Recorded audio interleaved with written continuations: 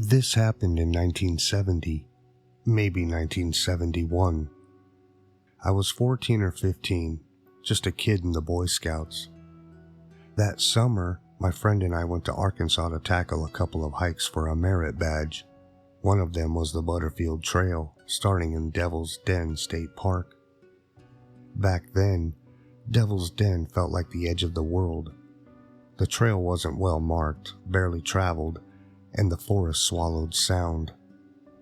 Our gear was basic army surplus stuff, old canteens, a rough hand-drawn map, and whatever boots we had happened to own. We figured we could handle the trail in a single day. For most of the hike, nothing seemed out of the ordinary. The woods were dense, humid, and eerily quiet in the way that forests can be. A silence that feels like you're being watched, even when nothing's there. It wasn't until late afternoon that the trail simply disappeared beneath our feet. No markers, no footprints, just overgrown brush closing in around us. We didn't know how far we'd gone, only that it was hot and the light was beginning to change.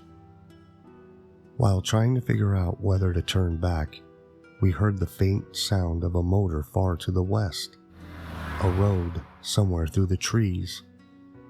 With daylight fading, we decided to bushwhack downhill toward it.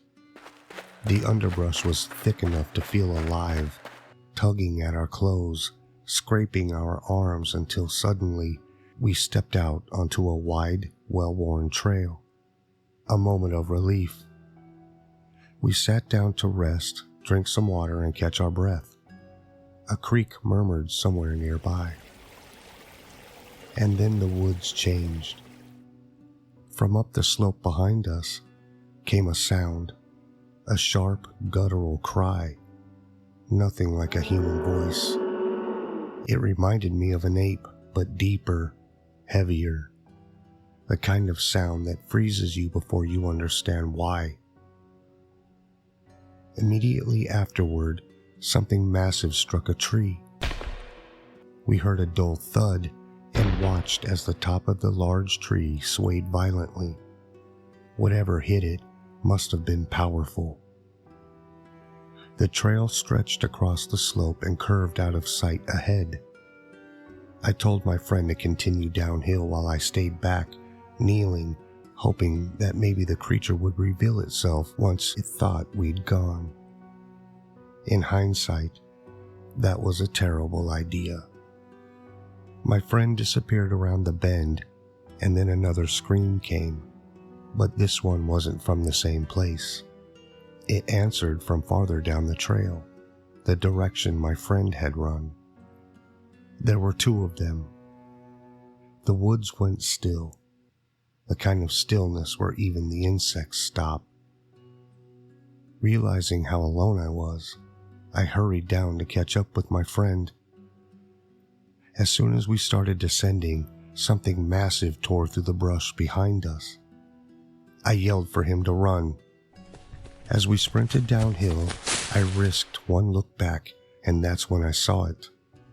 A large, dark figure ran up the trail we had just come from. Because of the thick brush, I only caught glimpses. Black hair, a broad chest, a massive shoulder, and for a moment, its face.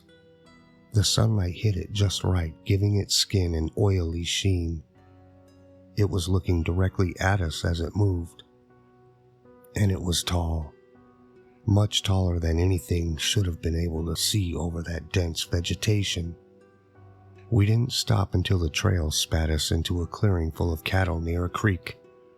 We splashed across the water, expecting the creature to burst out of the trees behind us, but nothing followed.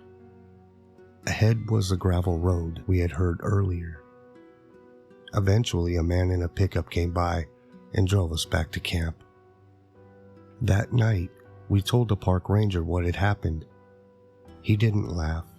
He didn't dismiss us. He just said, "People see strange things out there." And decades later, I still remember everything vividly. But there's one last detail I had forgotten until recently. Before we lost the trail earlier that day, we stepped over a small muddy puddle. Something in it caught my eye. A single barefoot footprint. It wasn't large, maybe 8 or 9 inches long and narrow, but we were miles from nowhere. No one should have been walking around barefoot out there. At the time, we shrugged it off. Now, I'm not so sure. Considering what we had heard and what I saw, that print might have belonged to a young one. We heard 2 creatures later, but maybe there were more. And even now, nearly 55 years later, whenever I read someone else's encounter, I understand it instantly, because I lived it.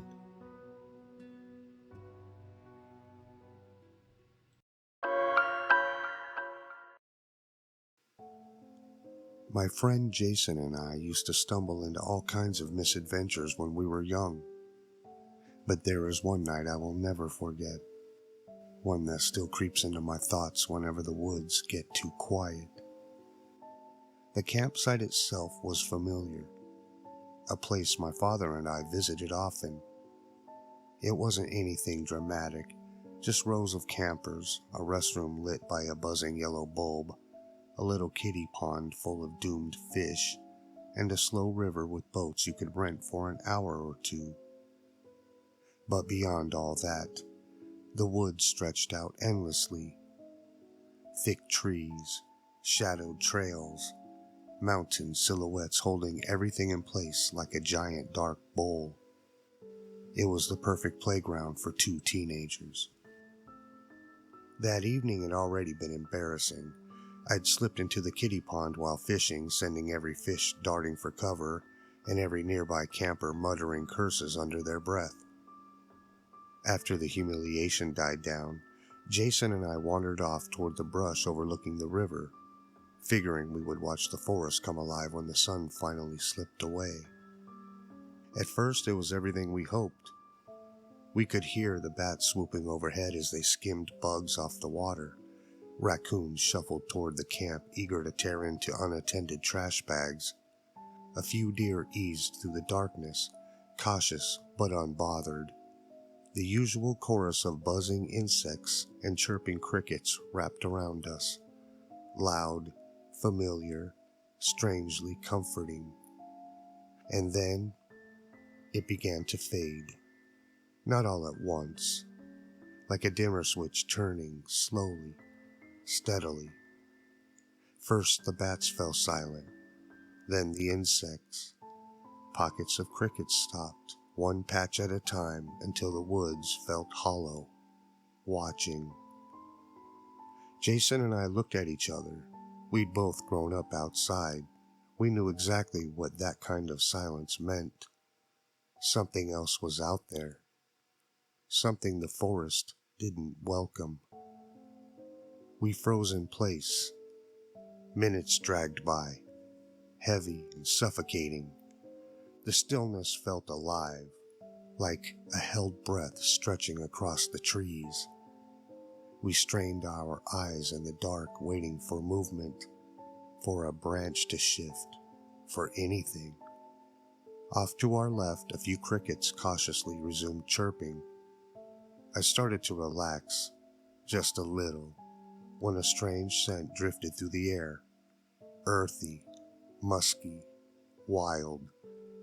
Nothing like the muddy pond water I was still stained with. That smell didn't belong to any deer I'd ever encountered. Before I could whisper to Jason, something moved. A shape peeled itself out of the darkness near the riverbank. I felt my heart slam into my ribs. The figure was enormous. Broad shoulders, long limbs, a silhouette that was unmistakably upright. But too large, too heavy, too quiet to be a person. It paused, scanning the woods with slow, deliberate turns of its head. Then it lifted one arm and beckoned. Another figure stepped out from the brush, smaller, childlike. Jason and I stayed frozen, barely breathing. The larger one knelt by the river, cupping huge hands into the water and rubbing it over its arms, its chest, its thick, dark hair. The smaller one mimicked the motions beside it. They were bathing. Not animals, not people, something in between. What struck me the most wasn't their size. It was how silent they were. They moved with the same unnatural quiet we'd only ever seen in raccoons skulking through camp. No crunch of leaves, no snapped twigs, nothing. Eventually the pair stood and slipped back into the trees. They didn't run. They didn't hurry. They simply vanished into the blackness as if the forest swallowed them whole. We waited until the familiar hum of insects gradually returned, until the woods finally exhaled again, and then we crept back to the camp as quietly as we could. None of us said a word until we were safely in our sleeping bags. Even now, after all these years, Jason and I still talk about what we saw. Teenagers are imaginative, sure, but not that imaginative. We both know what we witnessed that night. Something alive. Something real. Something that didn't want to be found.